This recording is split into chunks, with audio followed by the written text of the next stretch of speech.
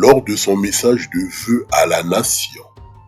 Le despote Denis Sassou Nguesso a exprimé son cynisme à l'égard du peuple congolais, dans la forme mais aussi sur le fond. Restant sur la forme, il a annoncé implicitement que l'année 2026 sera l'année de sa réélection, qui ne devrait souffrir d'aucune contestation. Puisque pour lui, la paix, c'est l'absence d'alternance politique dans le pays, moi ou le chaos. Une menace à peine voilée.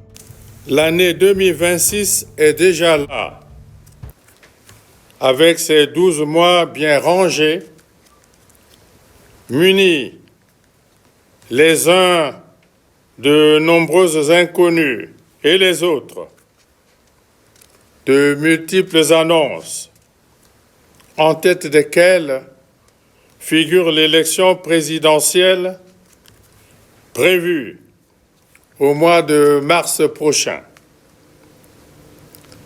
L'élection est un rendez-vous aussi sensible que déterminant.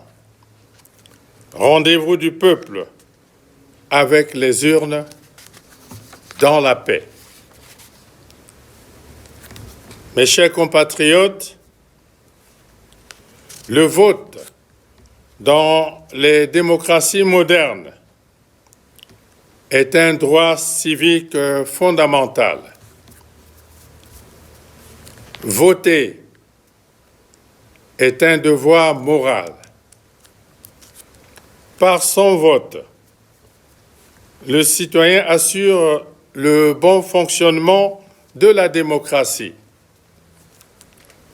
Le droit de vote est une conquête pour laquelle des peuples se sont mobilisés afin de porter cette revendication essentielle. Sans gêne, sans honte, le dictateur Denis Sassou Nguesso compare son régime à une démocratie moderne. Il parle de voter comme un acte citoyen. Pourtant, il oublie de mentionner que toutes les élections qu'il a organisées ont été entachées de fraude et que la volonté du peuple congolais n'a jamais été prise en compte. Le dictateur Denis Sassou Nguesso est un homme du passé qui est déconnecté de la réalité des difficultés que traverse le peuple congolais, et ce depuis son coup d'état militaire de juin 1997. La liberté citoyenne, la dignité citoyenne, le respect de la volonté du peuple ne se limite pas à un droit de vote, mais plutôt au respect de la loi fondamentale qu'il a copieusement modifiée et taillée pour se maintenir au pouvoir, malgré le refus de la population du changement de la Constitution en 2016. Dans un cynisme inouï et sans égal, le despote Denis Sassou Nguesso dit compatir avec les citoyens qui traversent les moments difficiles et aux malades dans les hôpitaux. Une déclaration cynique et grossière. Mes chers compatriotes, au seuil de l'année nouvelle, je traduis mes pensées les plus émues et toute ma compassion aux familles endeuillées en 2025 et dont le souvenir traverse avec nous les frontières de l'année 2026. À ceux qui, actuellement, dans l'anxiété et le doute, parce que confrontés à des situations personnelles d'extrême gravité, à l'instar des préoccupations de santé dans les centres hospitaliers ou à domicile, je leur souhaite courage et prompt rétablissement. De qui se moque-t-on? De qui Denis Sassou Nguesso se moque-t-il à ce point?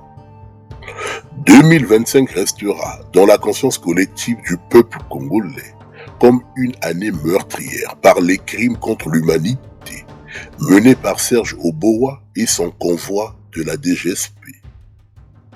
2025 restera comme une année marquée par l'amplification sans précédent de la pauvreté en République du Congo.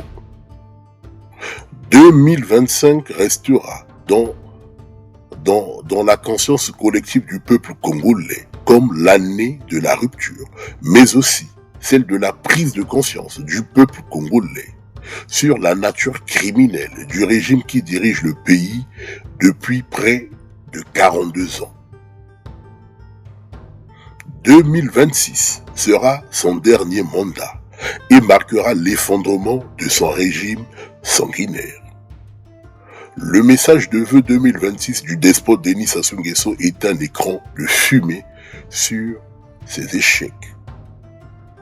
Le peuple congolais, dans sa grande majorité, sait qu'il n'y a plus rien à attendre de ce vieillard sénile qui est au soir de sa vie et qui a ruiné l'avenir de plusieurs générations, et ce, depuis son retour au pouvoir par un coup d'État militaire de juin 1997. Dans ce tableau de désolation, c'est une litote que de constater le dépérissement avancé de l'État, qui ne subsiste plus que par une façade institutionnelle. Celui qui l'incarne au plus haut niveau a galvaudé tous ses symboles et sapé son autorité. Par exemple, au lieu d'incarner l'unité nationale, il a organisé un système d'apartheid, réservant l'exclusivité de certains ministères et de certaines hautes fonctions militaires et civiles aux ressortissants de la tribu. Suivant cette logique d'apartheid, à Brazzaville, la justice n'est plus rendue au nom du peuple congolais, mais au nom de la tribu, puisque ce fait sans précédent doit être souligné. Toutes les juridictions sont dirigées par les ressortissants d'une même tribu.